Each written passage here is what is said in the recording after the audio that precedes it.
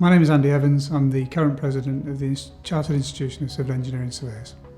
My role as the president of the CICES is to act as somebody that is the current face of the institution, to promote the ideas, the philosophies of what we have with our strategy moving forward for the industry, and it's all about just presenting the Chartered Institution to people that aren't aware of it in the industry.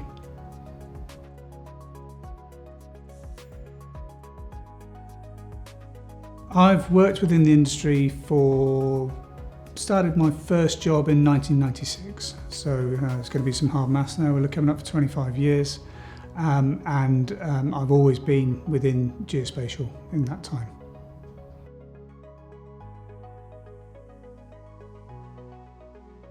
I'd say that one of the most vital steps I took to enable me to be where I am now in my career was to pay attention to what's going on with the technology. There's always something shiny coming to the market, but more importantly, understanding how to use that and apply it in the world of measurement and data capture. What I would like to achieve in my time as president is we've got a strategy that the CEO has put in place. It's a 30-year strategy. We've obviously got a shorter-term plan to try and build that and put some foundations in. And I would just like to add my part of driving that strategy forward. So it's picking up on the golden threads of EDI, sustainability and digital, identifying where that is applicable to our membership, and then just putting the information in place so that our members can adopt it and move forward and better their offering to their own markets.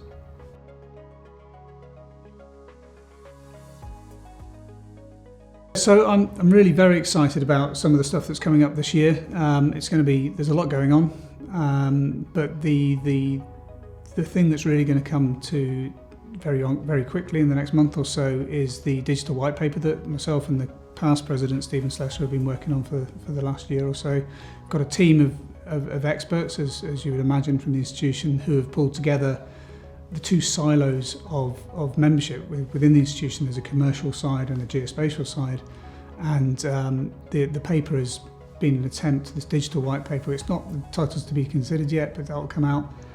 It's all about connecting those two groups, those two sides of our membership, and trying to act more as one together, more joined up. So breaking down the silo and enabling better communication of what the membership offers and how we can communicate internally first of all, and then how we can communicate that externally to the people that need our services.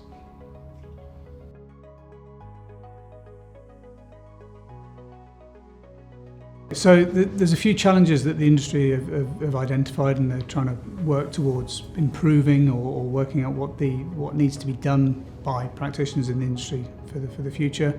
And these are things like adopting digital workflows more than have been in the past.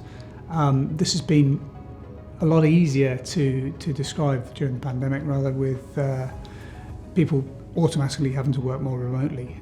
Prior to the pandemic, that discussion about whether you could use Teams to have a meeting was always a bit of a wild card, whereas now it's the obvious choice, and then it's more of a wild card of do we actually need to meet face to face. But then how do you adopt that into daily working practices for an industry that's largely operating in a face-to-face environment with hands-on tools, with people driving the length of the country to go and visit sites? Can you work differently? Can you be smarter with using technology to avoid that unnecessary travel? And then that obviously is then hand in hand with that would result in reduced carbon emissions by reducing the visits that you're making, or being smarter with materials. From a survey point of view, that's about getting your measurements better, more up to date, more consistent, more current, to enable better decisions from that data that's being collected. And the beautiful thing about the members of the institution is that the technology that they're using every day is providing copious amounts of information and data that can be used to make better decisions, and that's something that one of the outcomes from a digital white paper that we'll be releasing later this year or in the next few months will describe what the opportunities are for using that data better, or things to think about when using that data to make better decisions and build better infrastructure.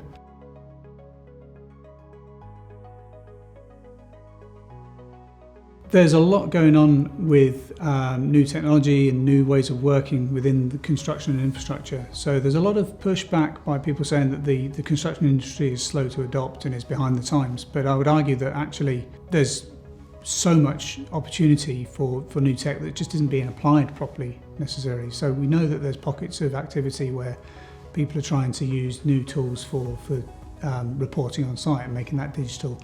Or in the planning environment, there's ways of automating some of the discussions and costings and working through your projects, making better decisions based on BIM or digital data that is part of the objects that make up your design for quantities and procurement and that kind of thing. So it's what's exciting there is that joining those technologies up and actually making it something that's got better outcomes, so it's effectively using data for better outcomes for public good. Ultimately, I think there's a bit more of a holistic approach to, instead of focusing just on a project, it's actually focusing on what the impacts are for the people that are going to be impacted by that project, either during construction or when it's finished. And there's a lot more communication about place, about people, about the human factor. It's not just we're going to build a bridge here or we're going to put a highway in here. It's more about, okay, we're going to put the highway in here. What's the advantage for the locals? Why is it going to be a benefit? Why should we even support it? Do we need to do it in a different way, something more sustainable, more friendly to the environment? All of those decisions are aided by data, and our membership is nicely placed for collecting that data, analysing that data and communicating that data to the people that need to be advised on what decisions to make next.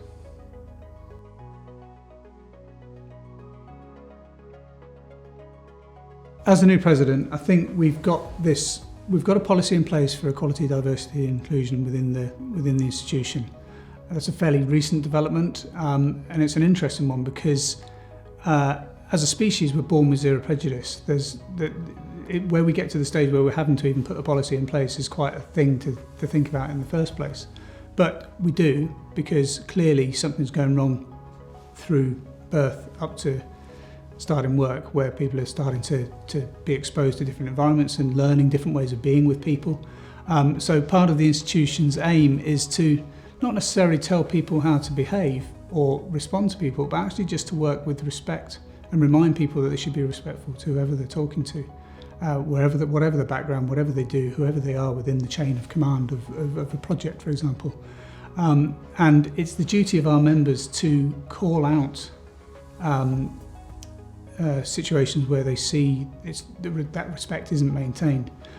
So what I'd like to see with EDI for the institution itself is that policy isn't just a policy that sits on its own, but it is throughout all the competencies of our members, and it's a reminder. Every day is a school day. There's always something you can learn from someone else, and there's also, we're not expecting everybody to get everything right straight away, but there's no excuse for being disrespectful, and that needs to be understood as a core value of our members.